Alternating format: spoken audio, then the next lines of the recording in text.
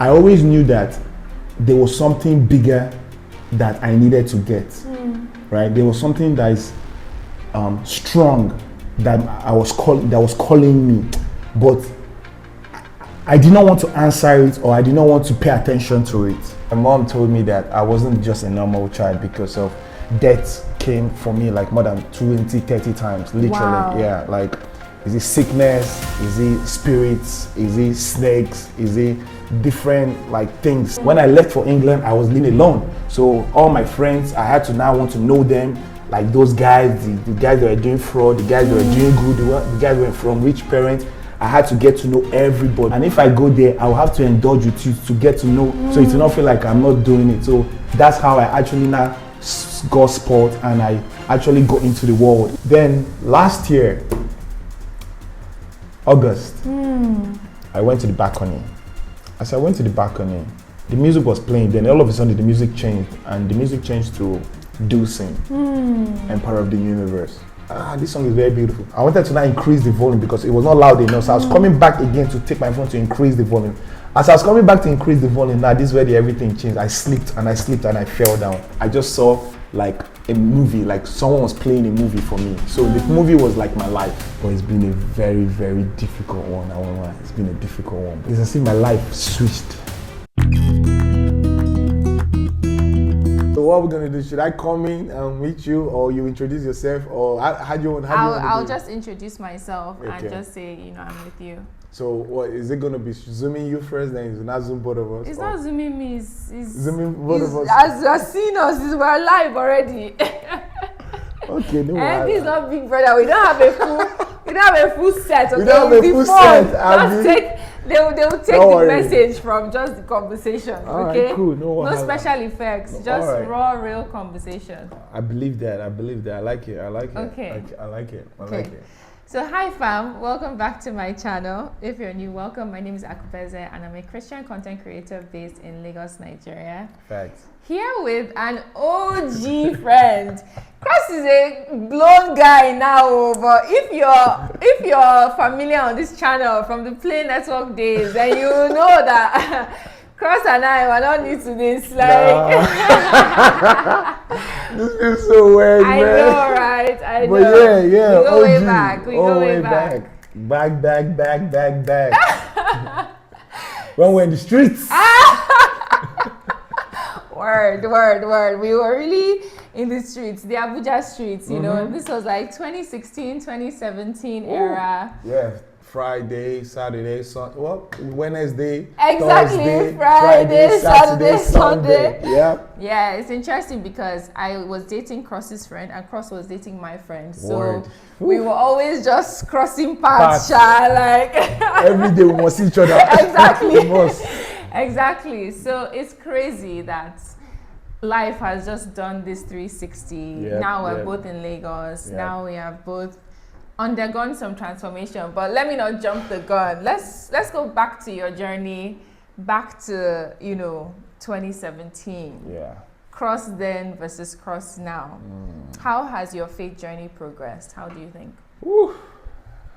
100%. It's progressed so much. I won't lie, because if I sometimes think about the Cross I used to be back in those days, and look at the Cross I look at now, I'm like, damn, boy, what was I doing all those while? Like, what was I actually thinking? But the good news is that I actually look at it and see it as growth. I look at it and see like, oh, okay, that's growth, that's maturity. That was, maybe I was blind. I did not understand what life was all about.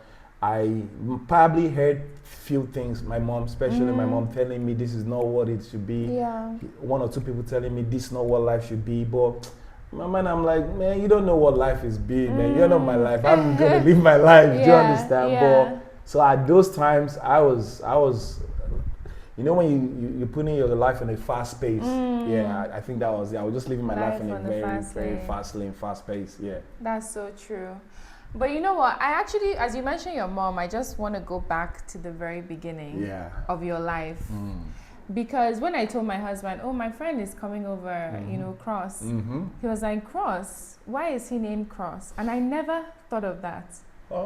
Why I assume that's your real government name, right? Yeah. So why do you think your parents named you Cross? Were you always brought up in the Christian faith? So my real name at the beginning was Ikechukwu Sunday Okonkwo. Okay. So Cross was given to me a few years when I was born, and it was more or less like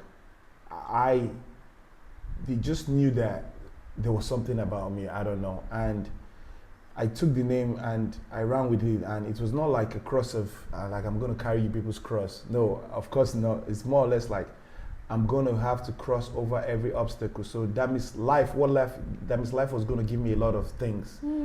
So many blockages, so many hindrances. So I was going to cross over every obstacle in life. So I'm going to cross over to the better side of life. I'm going to cross to where God actually wanted me to be. But I never knew that was what it was. But yeah, that was actually the full meaning of cross. Crucifixio. Wow. Yeah.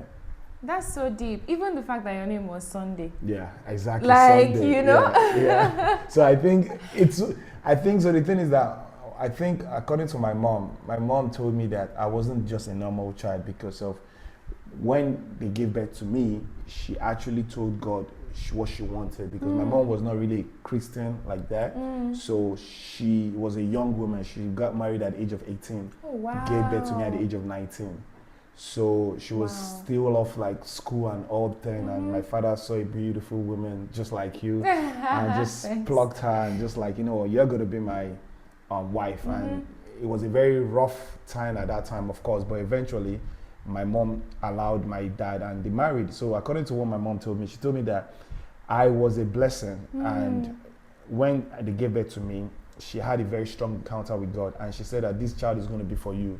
I'm going to give this child to you. So when I gave birth, first, second, third years of my life, according to my mom, death came for me like more than 20, 30 times, literally. Wow. Yeah, like, is it sickness? Is it spirits? Is it snakes? Is it different like things were going to take my life away, literally. So she told me over the time that when I was young, the way they came for me, that through all my siblings, nobody has had an encounter of life-threatening situations than I have. Yeah, and me that I came earlier should be a bit easier, but it was very, very bad. And out of my whole family, I'm the only one that had asthma.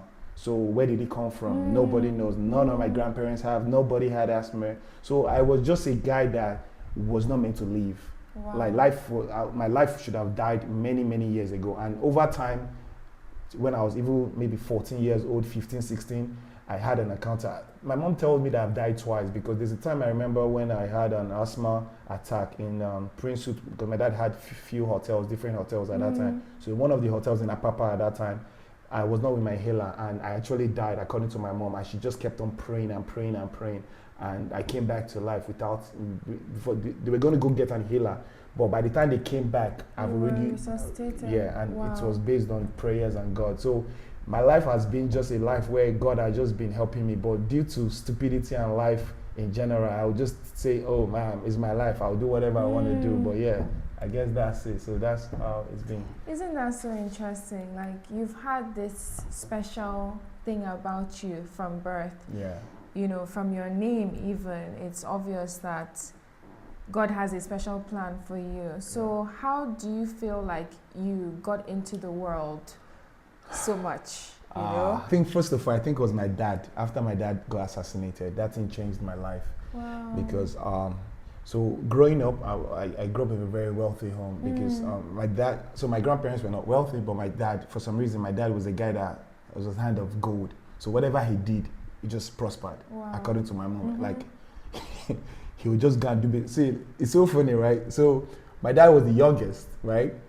But his elder siblings took him they moved to Kano. Igbo guys, we moved to Kano those early days. So hustling. Yeah, hustling. Exactly. Kano was the main thing at that time. So Lagos and Kano were the main cities at that time. So when my dad got to Kano, he was one boy under my elder brother. His elder brother, right?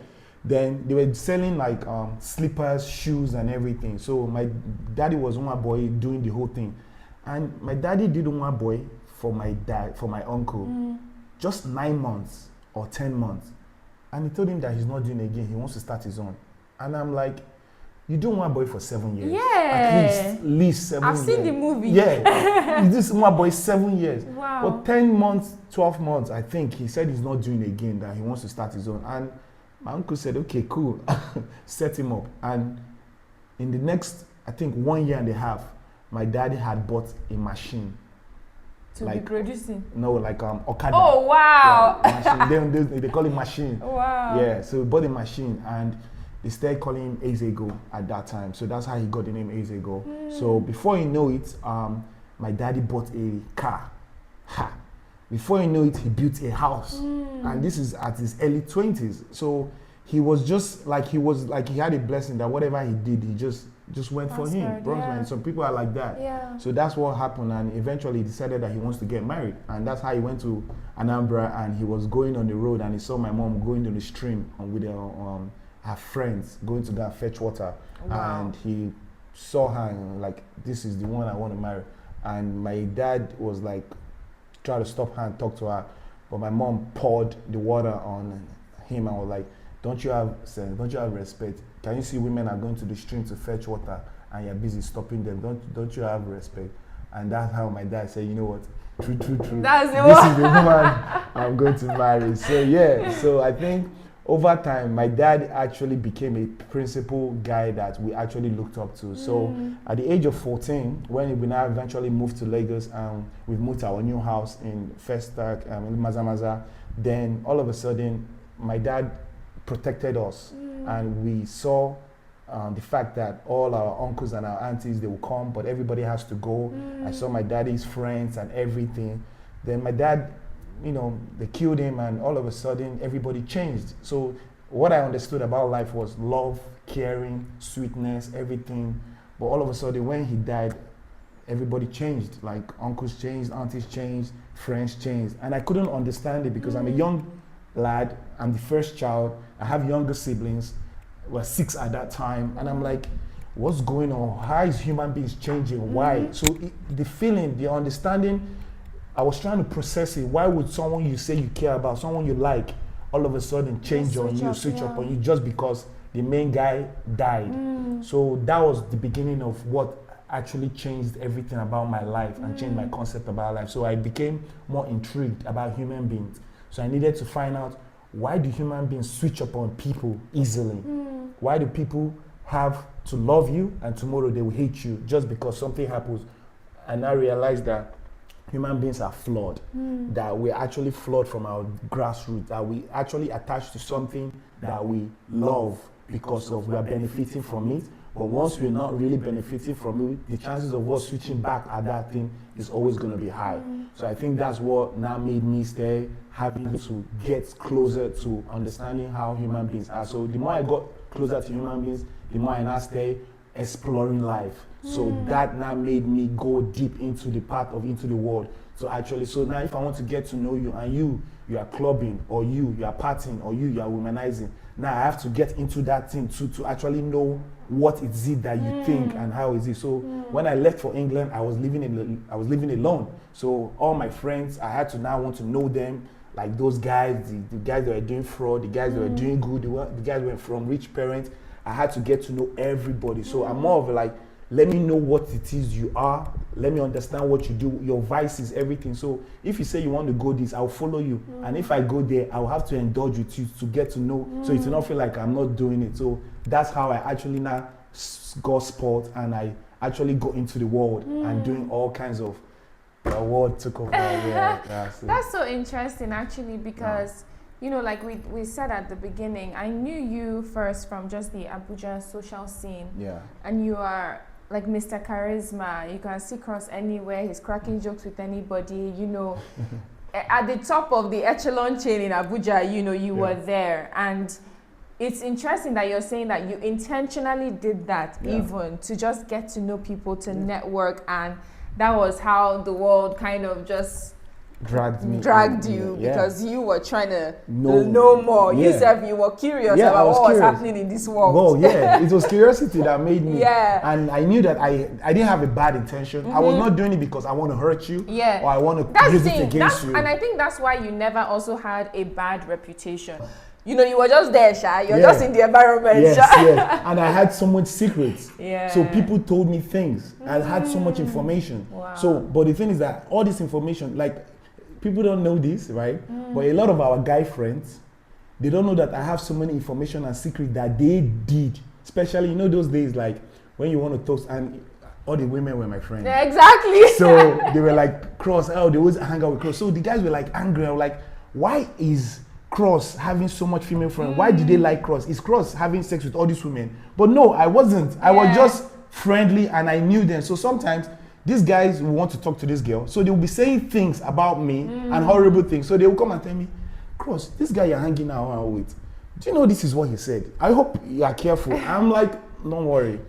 Don't worry. Exactly. So I actually just had an idea that human beings were kind of flawed. So I just took that to a knowledgeable extent to just have, what would you call it, room to accommodate people so that I can actually understand that why do you do this and why does life actually make you do this? Because sometimes it could be their own traumas, things that have happened to them, that their own fear that has made them reacted to these certain ways. But I guess it was just more or less like just learning and understanding how life and world works. That's interesting, And that's very real about the way that our faith can waver sometimes.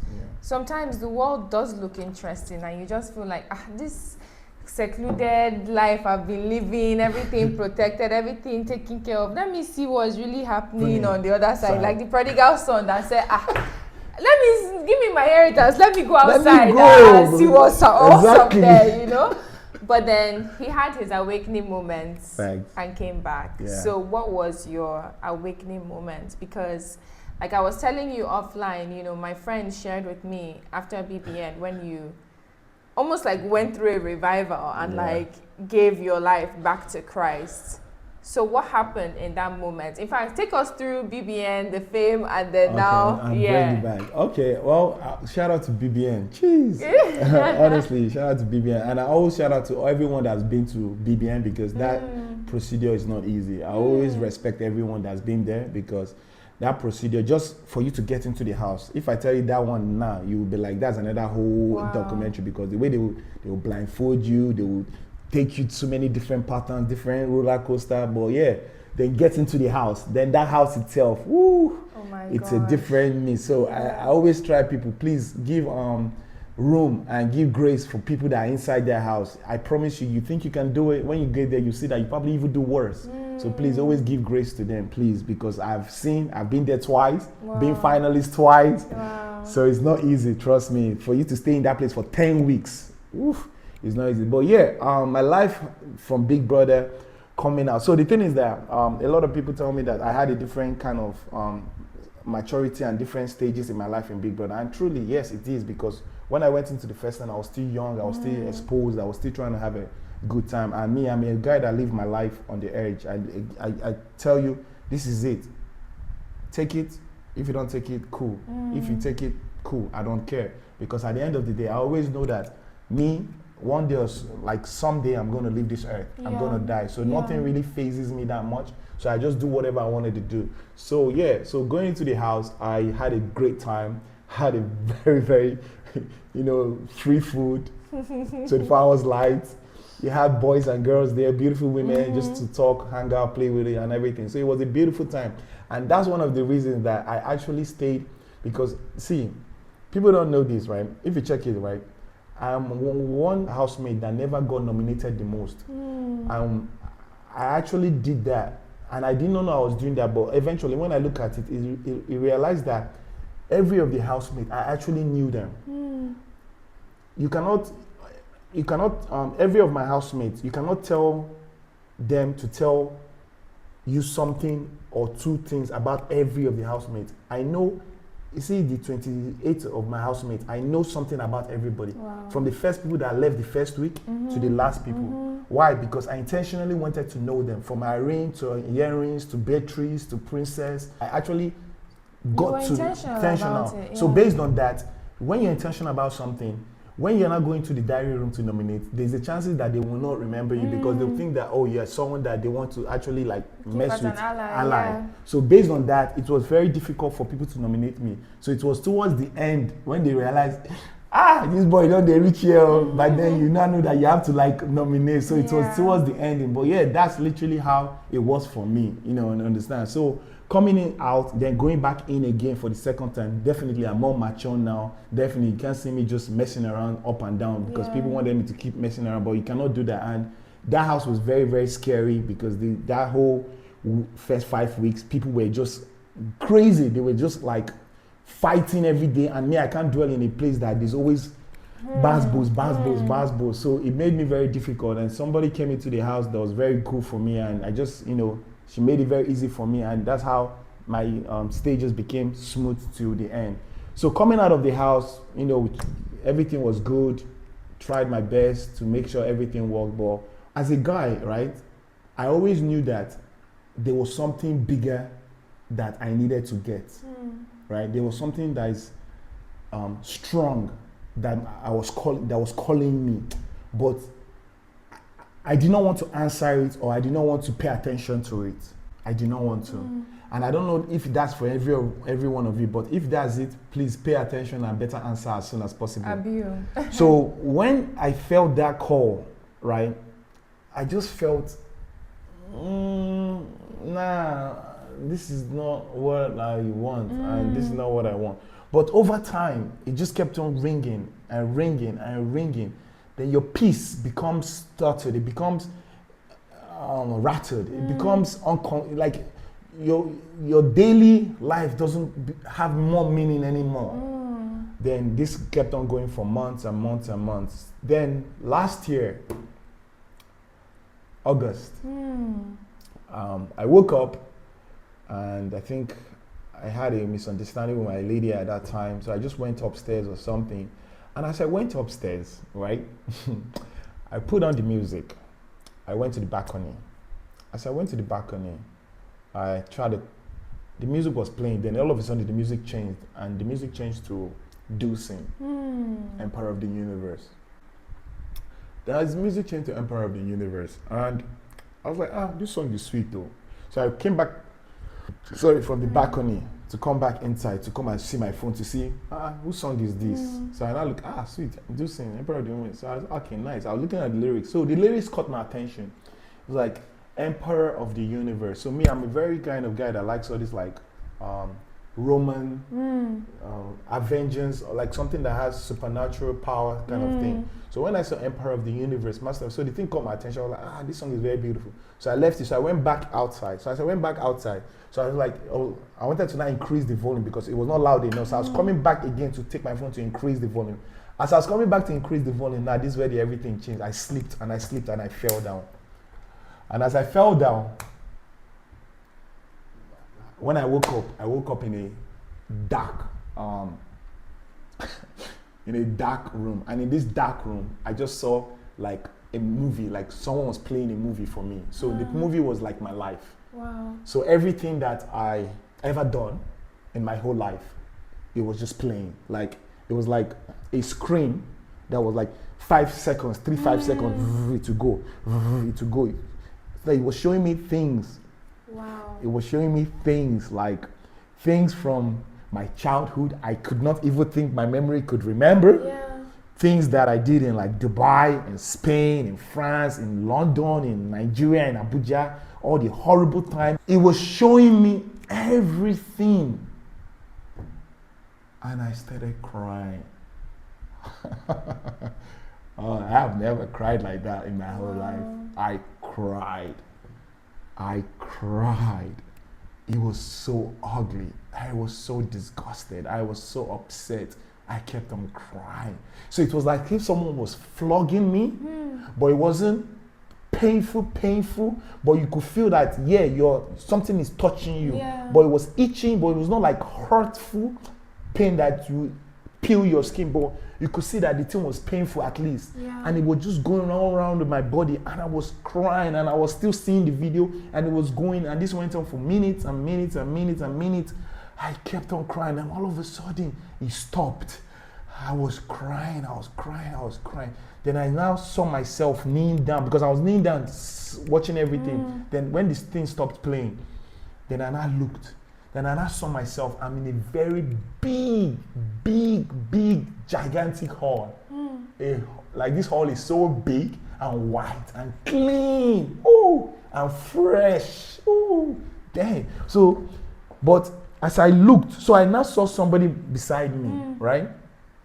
As I saw someone beside me, so I now looked. The person was now tall, like very tall looking figure. And the person looked like me, but it wasn't me. And the person was so handsome and nice looking, but very tall. So I was not like, who? Like I was not saying in my mind, who are you? Like, who the hell is this, or something like that. So, but me, I did not open my mouth to talk. I thought about it. Then the person too responded to your thought. And I was like, huh? Wow. You can hear me? You're like, yeah. I was like, okay, so sorry, I didn't mean to be rude, but who are you? He was like, I'm you. I'm like, how you mean you're me? That's why he now started explaining. But he wasn't talking, but he was saying it, but his mouth wasn't moving, but I was hearing everything he was saying clearly.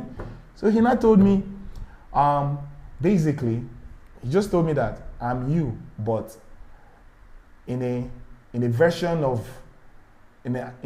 that I'm inside you, but God. So basically, he told me that God made him, right?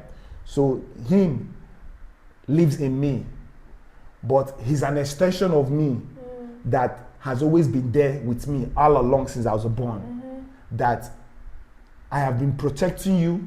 I've been the one telling you some certain things. When you pray, I hear you and everything. I'm like, really? Say yes. That what do you think? That sometimes he not told me one time that I wanted to do something. He not told me that he was the one that truly. There's one thing that happened in London. He not told me he was the one that told me to walk out of that place and leave and turn left.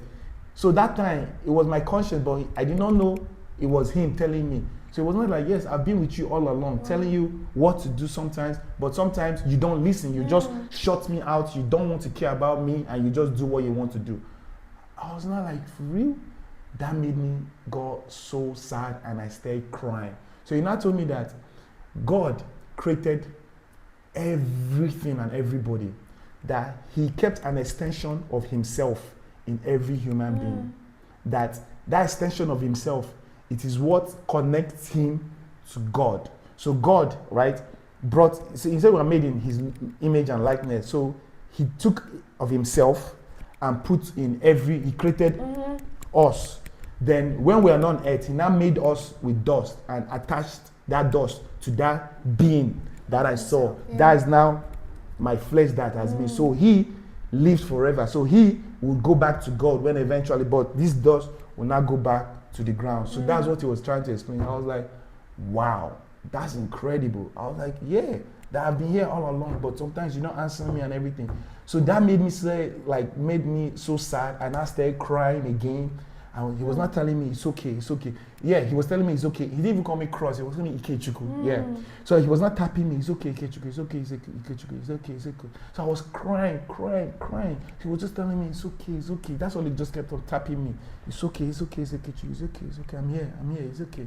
So that went on for a while again. Then I now realized that, just don't worry, Storm. I'm here. Then I stopped crying. Then I reduced my crying again. Then I now looked to see where I eventually am. That's when I now realized where I was. So I now looked straight, and I saw so many beautiful other people, but they were not like just human beings, but they were like different kind of creatures. So they were like, some were like in a human form, some were like in an animal form, some had wings, some had different, beautiful. Wow. They were just walking differently.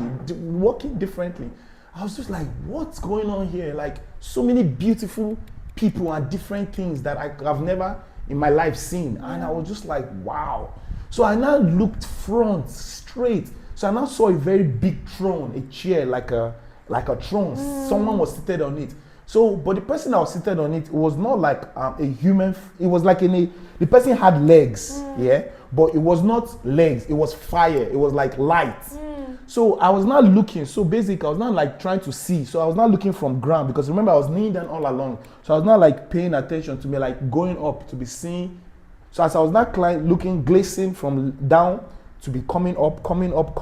So I was not looking. It was just shiny. It was bright, like light. So I got to the knee. When I got to the knee, I got scared and I was like, this one way, me, I don't do all this horrible sin and everything. Am I even worthy to look at this person? So I said, no, let me remove my eye before this person, because the thing was so beautiful and it was light, it was shiny, it was like fire light shining. So I was like, quickly, I now removed my glance and I pulled out my eye. Let me don't see who the person was. So I now removed my eye. So I now looked down. So it was not like, Ikechi could come, let me tell you something.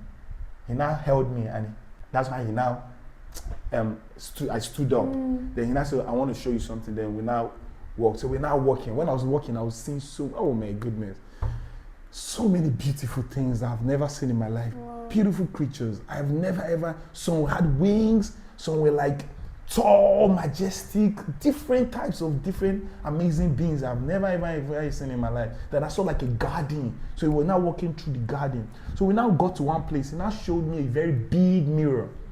He now told me, look. He now told me, so I was standing here, he was here. I was like, look, what do I see? So I now looked. I was not seeing anything. I was pretty much seeing myself. I was like, so in my mind, I was telling him that I've not seen anything. I'm seeing myself. He now said, exactly, do you like what you see? Hey, I started crying. I was not like, hi God, this guy is going to make me feel bad. I now started crying more again. I started crying. After crying, I cried. I even started wailing. Then I was like, he was telling me, it's okay. I'm not trying to make you feel bad, but I just want to make you understand. Then I stopped crying again. He was not like, do I like what I see? I was like, no, I don't like what I see. And I said, okay, good.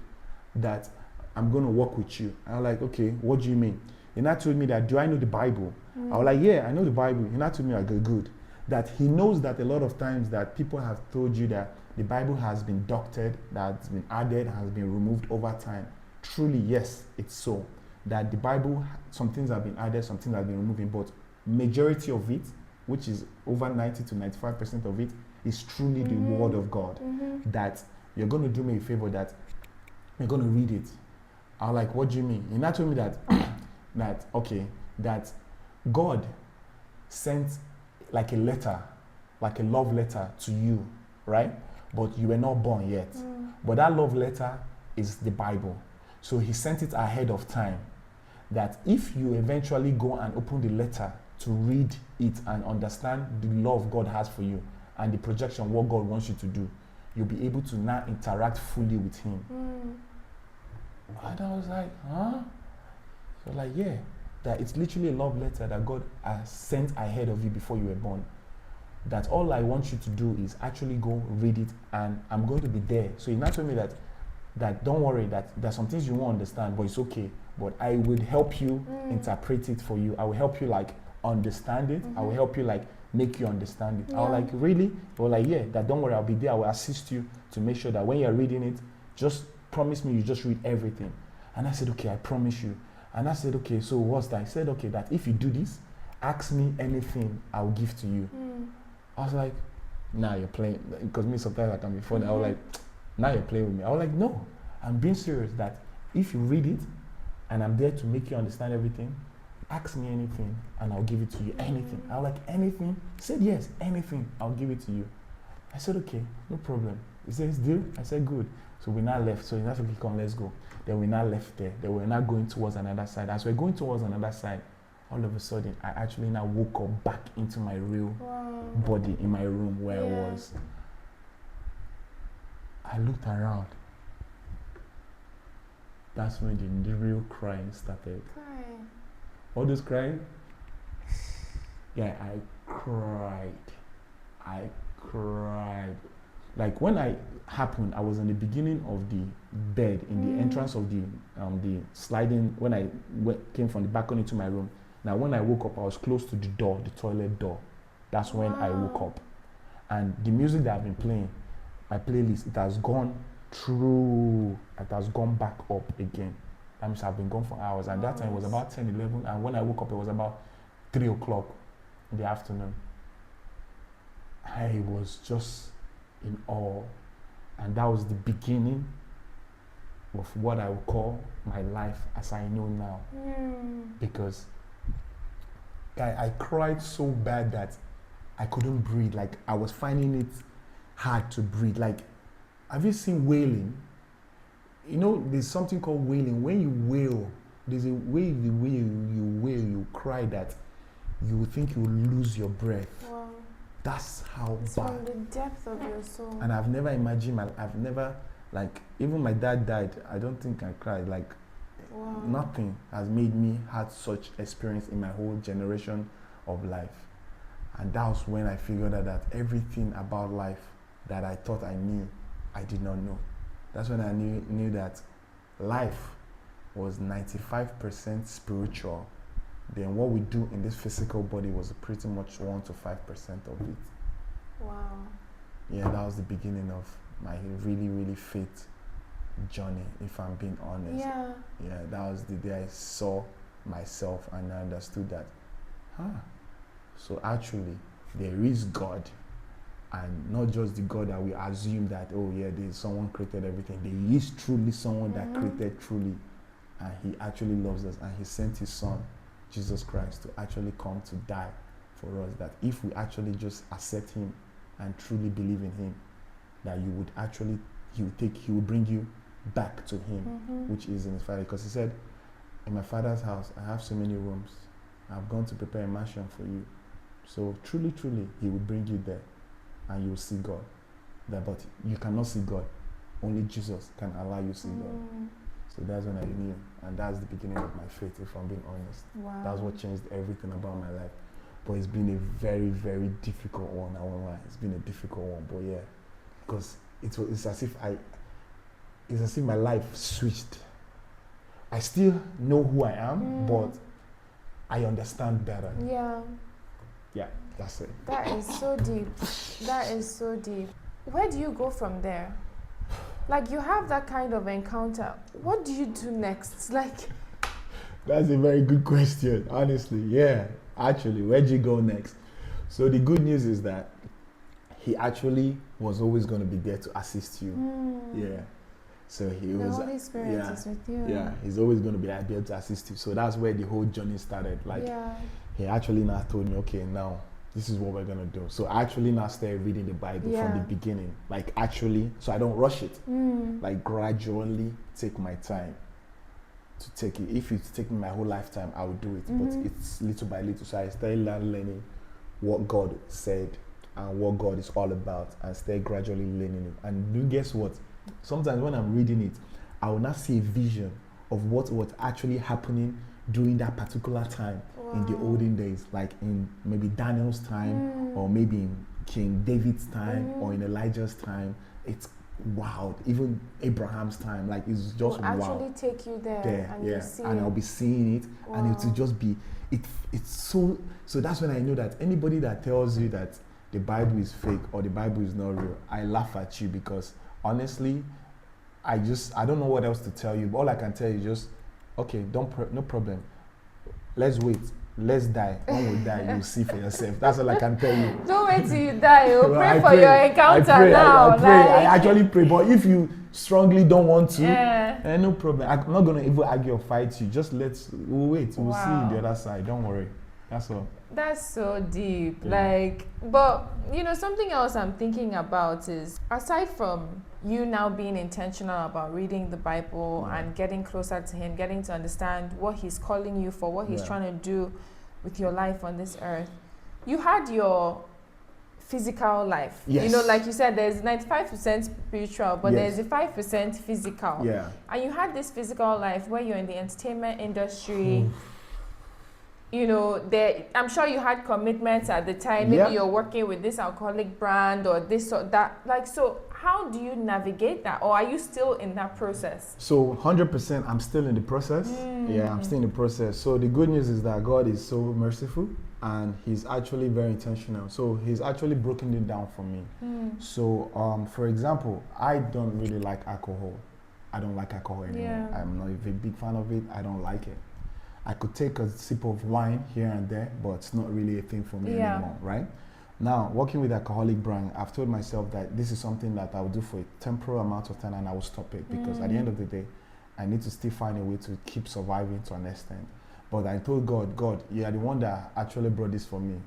You will bring the money for me to sustain my life.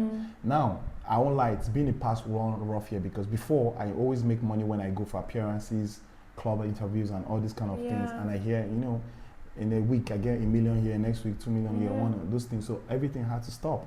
It was one of those ones that I'm like, all these 1 million, 2 million I always get here and there. How am I going to be able to manage my bills and all this kind of thing? Because you can't depend on endorsement. Endorsement is once a year. So how am I going to be able to manage my 1, 2 million a year? These are the things that will help you run through your electrical bill, your flights, your feeding and everything. So how?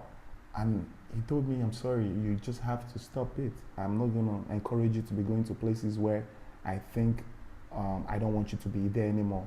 It's not like it's a horrible, horrible, horrible place, but for you to get to a stage where I want to build with you, you must isolate yourself.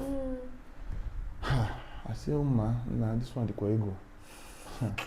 And I said it was quite tough. And it was out like it's one of those ones that it will sting you. And I'm like, okay. And because I know this is not something that my mother is telling me or my friend. It is what I saw. I know. Exactly. So you have that conviction. So it was more like, okay, all right, no problem. And that's how it became of, oh, you call me, oh please, I need you in Asaba. There's somebody will probably watch this and laugh. He will not say, okay, because they called me for a gig. They paid me 4 million. 4 million, come and do this. I tell the guy I cannot do this. A celebrity of my friend as well. I'm like, I can't do this. I'm sorry. And he said, okay, let's give you 5 million. I said, I'm sorry. I said I cannot. Hi, nah. I said, Jesus. Now so I need 5 million for a table like this. So the thing really, like it was so difficult. I won't lie. Then another person again called me, told me that they're doing some stuff on beach or something that they won't give me 2 million. I should come.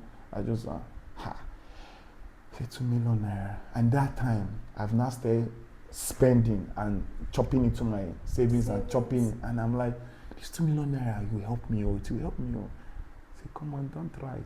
Don't try it. That's how I'll just be rejecting and say, oh, I'm not around. I traveled. Just be giving them, I can't do this. I traveled. I'm not around. So the more I kept on doing it, then it became easier. Yeah, I'm like, okay, I didn't die. Okay, all right, cool. Gradually, it became a bit easier. So now you can never pay me to be in a place that I don't want to be. And again, the Holy Spirit now told me that I want you to do some certain things. So there are a lot of people that actually are finding it difficult to actually get right with God. So you're going to actually help them.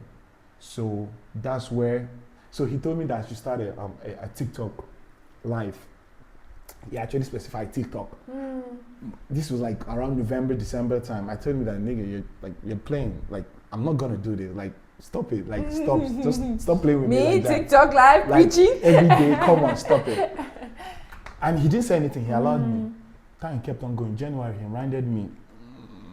Now, February. So I became stubborn. And around March, April, May, June, July, August. Yeah, around January, February, March, April, around April, yeah. I was in my room in the evening around 12 o'clock. To show you that I did not plan the time, I did not think about it.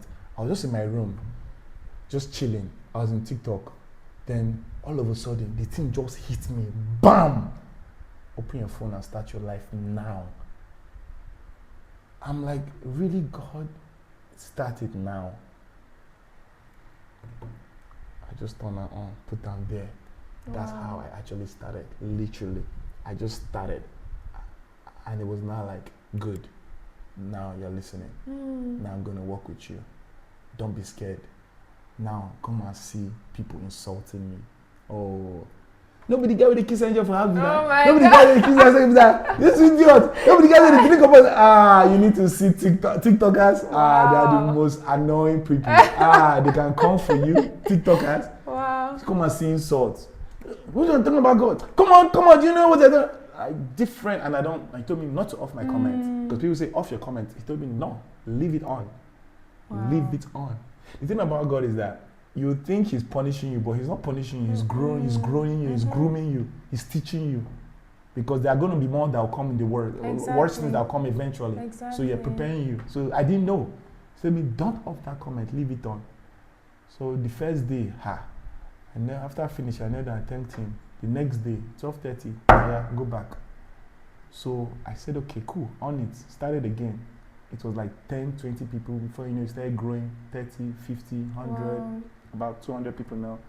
So it started like that, and I was like, wow, really? So every day he tells me what to tell people, like sometimes unforgiveness, sometimes faith, sometimes sin, different topics. Yeah. And it's more or less like as he tells me, I tell them. So it's been like that for the past 5 months now, and we keep every day. So sometimes I'm out and sometimes I'm busy. Even if it's 20 minutes, I just try and go on and do it. And sometimes I'm drained. Sometimes my faith is down. And sometimes I'm expecting from God. He hasn't done it for me, or I'm still expecting. And I'm like, you want me to still go and talk to these people about faith when me, I'm lacking on my own faith? He tells me, no, my son, that's not how it works. Just go. So it's been like that for the past 5 months. Every morning, 12:30, 1 o'clock, we're there educating people, teaching people. Sometimes they ask questions, I answer. Sometimes people still come and still question me and still insult me. I still see the comments here and there, but I don't even bother myself anymore, because at the beginning it was very hurtful. But first 1-2 months, it was difficult. I won't lie to you, it was the most difficult thing I had to endure. But from the 3rd, 4th month, it became calm. I don't care anymore. You can say anything you want to say, because that's no longer me. You can say, I did all these things, I did it. I own it. I'll say, yes, I did it. Yeah, I was the one that did it. So that was my old life. This is me now. Yeah. So God has saved me and has brought me to a better stage. So that's how it's been. And also he told me that he's going to give me some certain people, which I think he has brought in my life, that are going to help me with my faith journey. So those are people I met in sorting out. Beautiful people. Some are pastors, some are like growing, young people as well. Some are in the early 40s, some are in their late 40s, some are in their early 30s, some in their late 30s. Amazing group of people. Some are married, some have kids. So this group of people are the ones that I actually got closer to. They help me with my faith and they build me. And whenever I have questions or I ask them, they help me out. Yeah. So it's just a new group of, and funny enough, they're all fresh, beautiful, like they're not like old, like young, nice, dressed nice. Like 3 or 4 of them are currently in holiday in America right now, and like with their family and chilling. So it's not like dead people, they're like correct, nice people, and they understand the vision of God. And God told me in November he was going to bring these people in my life, that they were going to be like soldiers for God, and they're going to be helping you to actually help win more souls for him. So I think, okay, cool, no problem. And eventually when they became part of my life, I was like, damn, really, God actually says, and he actually pulls up. Does, and because I didn't know they were good, and now they are like, we're cool. Like so cool. And they don't judge me, they don't, like, we understand each other, we keep ourselves accountable, and it's been beautiful so far. So I thank God for your journey so far. It has made an impact. And we were talking offline about how even when you're in the world, you look at someone and you don't belong here. Your life is not ending here. Yeah. And I could see that in you. I'm just happy where God is taking us. And I just want you to give some encouragement to somebody who still feels like, I'm in this place, but I know this is not where I want life to end for me. I know I don't want to just be in the streets doing and undoing whatever, like I want more. I want to find him. How would you encourage someone? First of all, let me just, because what God always tells me is use yourself as a typical example. Don't look for people. Use you. Currently, as I'm speaking to you, I had an accident. My car, as I told you, I used Uber to come here. My car engine sparked up, and I'm like, engine, Benz. That's almost 6-7 million. And I'm like, where am I going to get that from? Next week, my house's rent is due. That's over 12 million. And I'm like, God, you know that the way I normally make money has cut down. That's why I've really, really like changed my whole life. How do you expect me to get this? That's the thing. Devil makes things quite difficult for you when it gets to a breaking point. He wants you to succumb. He wants you to give up. He wants you to tell you that your God you're calling. Nothing they dare. But guess what? But he's a liar. It's a big fat lie. Very big fat lie. Like, I'll tell anybody, listen, right?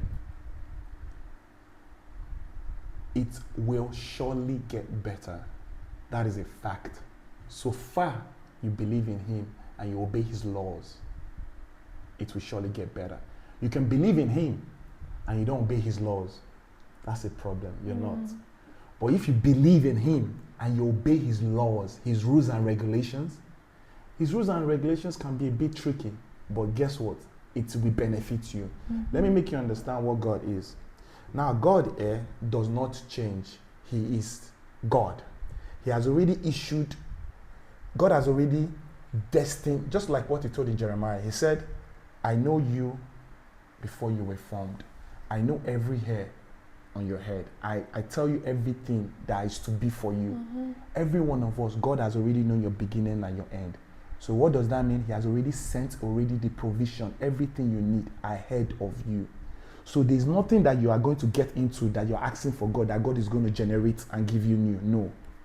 Everything you're going to go through, he has already given it to you. It's already there for you. It's like a pillar that is there. It's already there. Now you have to find a way to pray it into or communicate into or have faith and draw it to become a manifestation in your life. Because it is what God has done. God has already said, I have plans of good, but not evil for you. So whatever God has done, he has done it already for you. So you are the one that has to do the work to find a way to bring it into your reality. He has already sent all the treasures, all the blessings, all the health, everything you need. He has sent it ahead of you. So it's not like he's going to bring new thing for you. No, everything has already been given to you. But how do you now tap into it? That's the tricky part. And that tricky part is for you to now believe in him and obey his laws and regulations. And when you do that, now a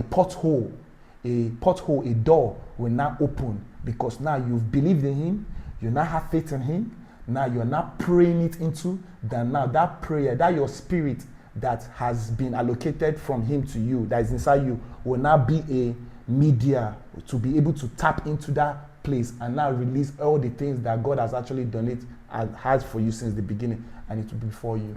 So that's literally it. So you don't have any troubles, if I'm being honest. It's just your flesh now has to be the one that you have to control. Your flesh has to be the one that you have to subdue, because your flesh is so powerful, because it lives in our time, it lives in this realm. So your flesh is very, very powerful. Your flesh wants to go left, your right, your spirit wants to go right. Your flesh wants to go front, your spirit wants to stay. So how do you make sure that you control your flesh? And your flesh has to do with a lot of your daily thinking, your mindset, your abilities, what you see, what you hear. So that's why you have to be cautious to change the things you see, the things you hear, change the kind of people you hang around with, the kind of influence that come into you, so that your flesh will not be addicted to those things. But if your flesh is addicted to certain things, that's where your flesh will be able to do those kind of things. So every one of you that you're going through this, or going through a difficult time, or going through the phase that you want to really get to know God, or you want to believe in God, that God really has something for you, or that your faith is swindling or is going low, please don't, because you're going to end up shooting yourself in the foot. Remember, you're only on earth. Remember, I always tell somebody, our lifetime is 80 years on earth, pretty much. You spend 32 years of it sleeping. The remaining is 40-something. Yeah, you spend 32 years. You remaining 40-something of it being alive. And that 40-something of it, do you really do much with it? But at the end of the day, count it that whatever you do on earth is temporary. Your real life starts from after you leave this earth. So always think about it that you are here on holiday. You are here visiting. You are here just to get some certain things done. But in that your visitation, in that your holiday, in that your temporal state, what do you do to make sure that you have a better life, so that you can make it to where God really wants you to go to? So that's it. I love that. And as you were talking, I just remembered the word God led me to yesterday, which is from Deuteronomy 28. Deuteronomy 28 from 1, right? Blessings for obedience. Okay, if you fully obey the Lord, your God, and carefully keep all his commandments that I am giving you today, the Lord your God will set you high above all the nations of the world. You will experience all these blessings if you obey the Lord your God.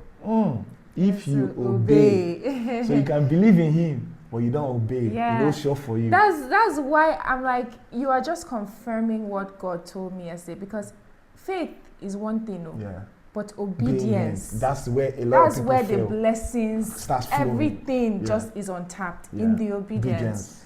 Let's keep reading. Your towns and your fields will be blessed. That's my car, my house. Exactly. Will be taken care of. All right. Your children, your crops will be blessed. Your offspring of your herds and flocks will be blessed. Your fruits, basket, and bread boards will be blessed. Wherever you go and whatever you do, you will be blessed. The Lord will conquer your enemies when they attack you. They would attack you from one direction, but they will scatter from you in 7 different directions. The Lord will guarantee a blessing on everything you do and will fill your storehouses with grains. The Lord your God will bless you in the land he has given you. That means this earth that he has told us to live on. Yes, sir. He will guarantee your blessing. Exactly. If you obey the commands of the Lord your God. That's if. It is not when. It is not maybe. It is not. It is if. So if you obey the commandments of the Lord your God and walk in his ways, the Lord will establish you in his holy people as he swore he would do. That's back in Abraham's time.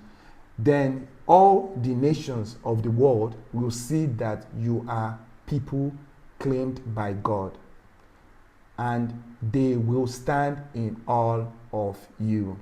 The Lord will give you prosperity in the land he swore to be your ancestors to give to you, blessing you with many children, numerous livestock, and abundant crops. The Lord will send rain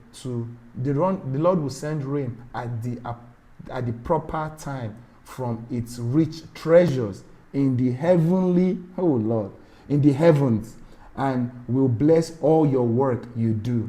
You will lend to many nations, but you will never need to borrow from them. If you listen to these commands of the Lord your God that I am giving you today, and if you carefully obey them, the Lord will make you the head and not the tail, and you will always be on top and never at the bottom. You must not turn away from any of the commands I am giving to you today, nor follow after any gods and worship them. I'm having goosebumps. So honestly, I was blessed by you sharing your journey, and I know so many other people will be. And thank you for not trying to sugarcoat it, because really that's what it takes. No matter how deep you are, if you decide I'm going to believe in him and I'm going to obey him, even at the cost of my own convenience and my comfort and whatever else it is I might have to give up to do that, it will be well with me. Then that's really what counts. So I'm encouraged, and I hope you're encouraged, you that's watching too. I hope so, guys. Please be encouraged, because the end of the day, you only live once, right? But that once you're living, make sure you live it for him. So you got to, because if not, a lot of pastors and a lot of people will tell you, God loves you. Don't worry, you're saved no matter what. What I'll tell you is, yes, he loves you, and you're saved no matter what. That's if you obey him. That's the only reason. If you don't obey him, well, c'est la vie.